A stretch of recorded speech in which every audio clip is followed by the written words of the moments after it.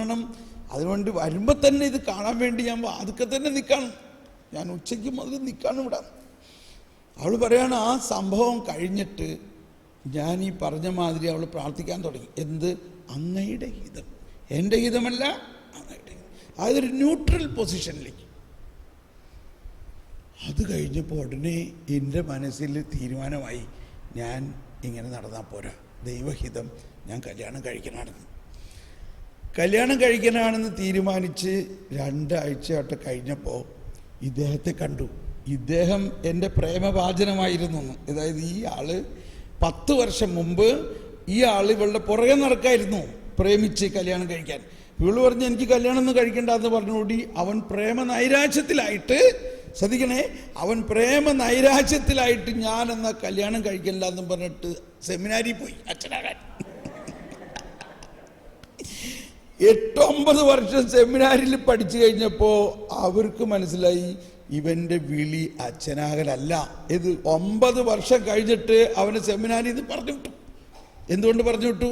ഡിസേൺമെന്റിൽ ഇവൻ്റെ വിളി അച്ഛനാവണതല്ല എന്ന് മനസ്സിലായതുകൊണ്ട്. അങ്ങനെ അവൻ പുറത്ത് വന്നിട്ട് ഭയങ്കര പ്രയാസമായി. കല്യാണം കഴിക്കണതിന് അവൾ സമ്മതിച്ചില്ല, അതുകൊണ്ട് അത് വേണ്ടാന്ന് വെച്ച് അച്ഛനാകാൻ പോയി കഴിഞ്ഞപ്പോൾ അത് നടക്കണില്ല എന്നും പറഞ്ഞിരിക്കുമ്പോഴാണ് ഇവളെ വീണ്ടും കാണുന്നത്. ഇവളെ വീണ്ടും കണ്ടുമുട്ടിയിട്ട് ഇവളിപ്പോൾ പറയാണ്, അന്ന് നീ എൻ്റെ പുറകെ നടന്നില്ലേ കല്യാണം കഴിക്കാൻ, എൻ്റെ തീരുമാനം മാറ്റി. നിന്റെ അവസ്ഥ എന്താ? എന്ത് നീ പറയണേ? നീ കല്യാണം കഴിക്കാൻ തയ്യാറാണോ? ഞാൻ റെഡിയാണ്.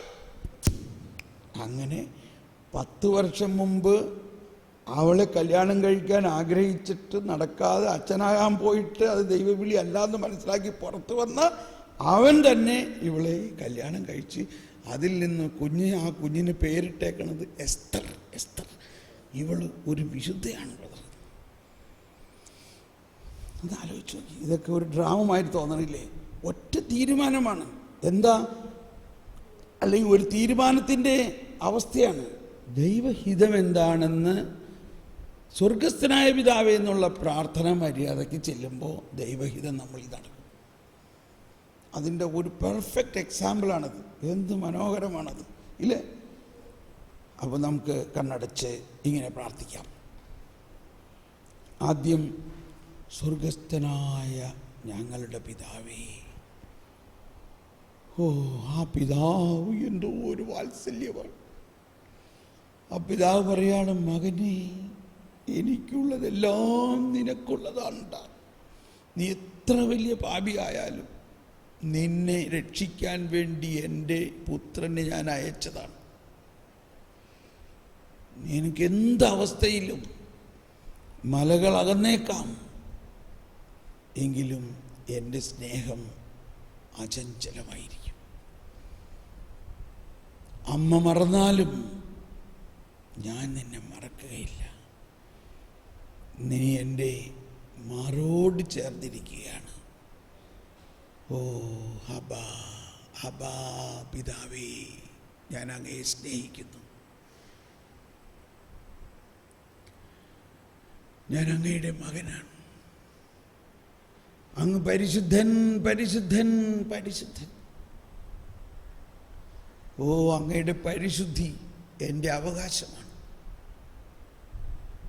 അങ്ങ് എന്നെ വിശുദ്ധീകരിക്കും, എന്നെ അങ്ങ് ഒരു വിശുദ്ധനാക്കി മാറ്റും.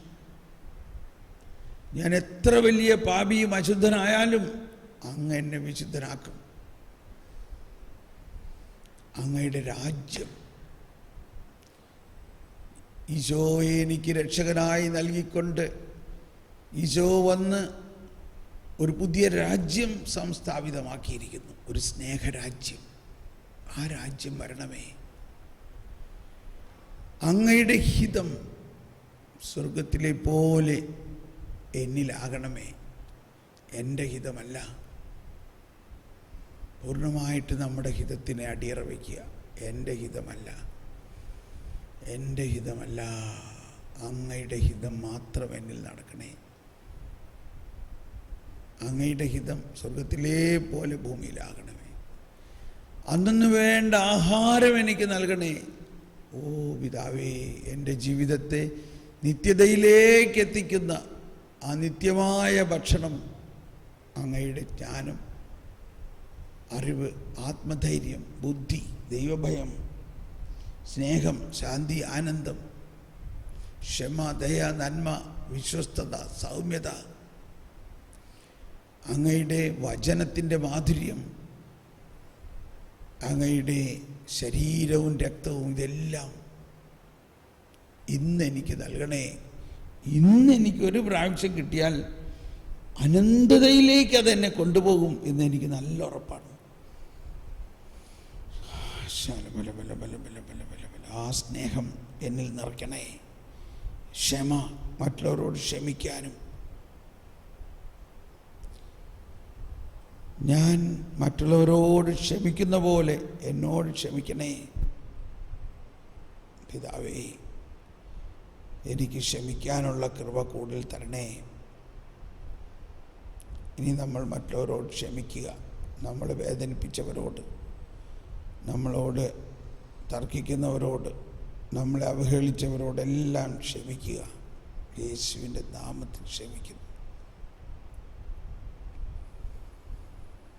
പിതാവേ, എന്നോട് ക്ഷമിക്കണേ. നന്ദി പിതാവേ. പിതാവ് എന്നോട് ക്ഷമിക്കുന്നു. പിതാവേ, എന്നെ പ്രലോഭനത്തിൽ ഉൾപ്പെടുത്തരുതേ. എൻ്റെ പ്രലോഭനങ്ങൾ അങ്ങേക്കറിയാലോ. ഞാൻ ആ പ്രലോഭനങ്ങളിൽ വീഴാതെ എന്നെ സഹായിക്കണേ പിതാവേ.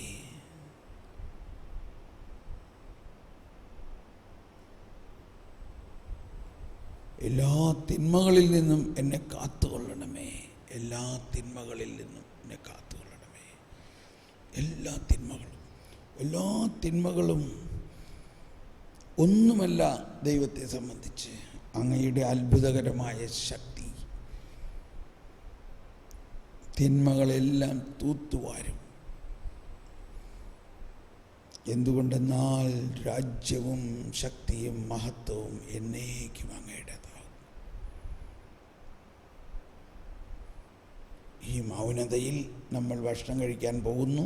9 മണിക്ക് തിരിച്ചു വന്ന് നേരെ കുമ്പസാരത്തിലേക്ക് കയറുന്നു. കുമ്പസാരം കഴിഞ്ഞിട്ടാണ് ഇനി അടുത്ത ക്ലാസ്. Thank you. മൗനമായിട്ട് തന്നെ ഭക്ഷണത്തിലേക്ക് പോവുക.